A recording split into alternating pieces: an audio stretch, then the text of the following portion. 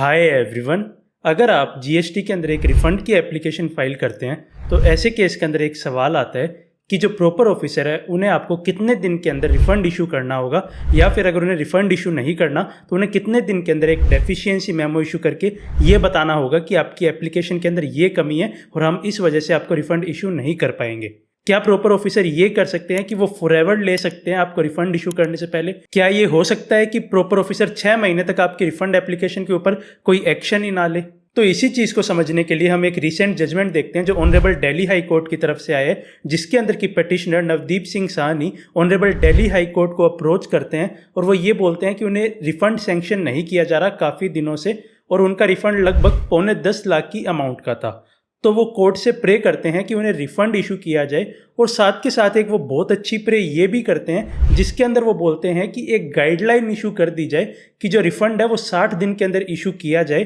और अगर 60 दिन में इशू नहीं किया जाए तो उसके साथ उसके अंदर इंटरेस्ट की पेमेंट की जाए। तो हम आज की इस वीडियो के अंदर समझते हैं कि प्रॉपर ऑफिसर को कितने दिन के अंदर रिफ़ंड इशू करना होगा और ये भी देखते हैं कि क्या कोर्ट ने इस केस के अंदर कोई इस तरह की गाइडलाइन इशू की है क्या जिसे हम यूज़ कर पाएँ। तो जब ये petition honourable Delhi high court के पास पहुंची तो कोर्ट ने जो इस रिगार्डिंग एक्ट का रेलिवेंट सेक्शन है उसे देखा। तो इस रिगार्डिंग जो जीएसटी एक्ट का सबसेक्शन 7 और सेक्शन 54 है वो ये बात कहता है कि जब एक complete application in all respects receive हो जाएगी उसके बाद with in 60 days refund issue करना होगा। इसके बाद जो ऑनरेबल कोर्ट है उन्होंने जो रिफंड के रिगार्डिंग सबसे इंपॉर्टेंट सर्कुलर है सर्कुलर नंबर 125 उसको भी एनालाइज किया। तो ये सर्कुलर बताता है कि जो रिफंड के लिए एप्लीकेशन है वो फाइल की जाएगी RFD 01 फॉर्म के थ्रू और उसके साथ जो भी नेसेसरी डॉक्यूमेंट्स और रिक्वायरमेंट्स है वो आप उस फॉर्म के साथ अटैच करेंगे। जब आप एक कंप्लीट एप्लीकेशन फाइल कर देते हैं RFD 01 के थ्रू विद नेसेसरी डॉक्यूमेंट्स तो आपका एक ARN नंबर जनरेट हो जाता है। जब एक बार ARN नंबर जनरेट हो जाता है उसके बाद से ही जो प्रॉपर ऑफिसर है उसके लिए टाइम लिमिट शुरू हो जाती है। तो जब ARN नंबर जनरेट हो जाएगा उसके विद इन 15 डेज जो प्रॉपर ऑफिसर है उन्हें या तो RFD 02 और RFD 03 के थ्रू या तो उन्हें एक प्रॉपर एक्नॉलेजमेंट देनी होगी कि रिफंड की एप्लीकेशन फाइल कर दी गई है, या फिर अगर उन्हें कोई लगता है कि कोई डेफिशिएंसी है एप्लीकेशन के अंदर तो वो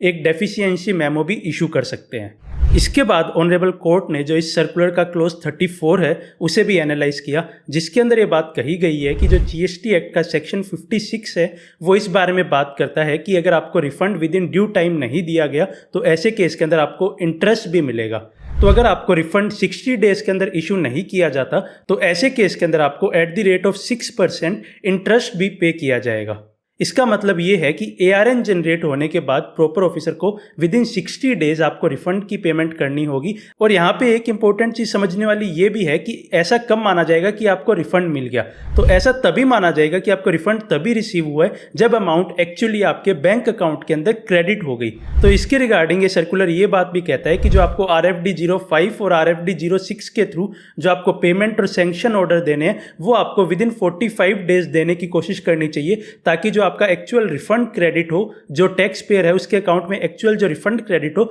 वो विद इन 60 डेज हो पाए और डिपार्टमेंट को उसके ऊपर इंटरेस्ट की लायबिलिटी ना आए। तो इस तरह से जो ऑनरेबल कोर्ट है उन्होंने जो एक्ट के रेलिवेंट सेक्शन है और उसके बाद जो सर्कुलर इशू किए गए हैं बोर्ड की तरफ से उन दोनों को एनालाइज करने के बाद ये बात कही कि यहाँ पे कोई गाइडलाइन का सवाल ही नहीं बनता, क्योंकि ऑलरेडी डिपार्टमेंट की तरफ से एक सर्कुलर और उसके साथ साथ सेक्शन भी एक्ट के अंदर है, तो यहाँ पे हमारी गाइडलाइन की कोई ज़रूरत नहीं है। प्रॉपर ऑफिसर को already with in 60 days refund issue करना होता है अगर उसे कोई भी डेफिशिएंसी नहीं मिलती। तो इसके बाद कोर्ट ने अपने जजमेंट के अंदर कहा कि जो प्रॉपर ऑफिसर है वो जल्दी से जल्दी रिफंड इशू करे और इसके साथ साथ ऑनरेबल कोर्ट ने ये भी कहा कि विद इन 2 वीक्स ये रिफंड इशू कर दिया जाना चाहिए और जो भी इंटरेस्ट की लायबिलिटी है वो भी पे की जाए। तो आपको इस जजमेंट के थ्रू, एक्ट के रेलिवेंट सेक्शन के थ्रू और जो सर्कुलर है इस रिगार्डिंग उनको साथ में देख के ये चीज़ समझ आई होगी कि डिपार्टमेंट लाइबल है कि वो आपको विद इन 60 डेज जो रिफंड है वो इशू करे अगर आप एक प्रॉपर कंप्लीट एप्लीकेशन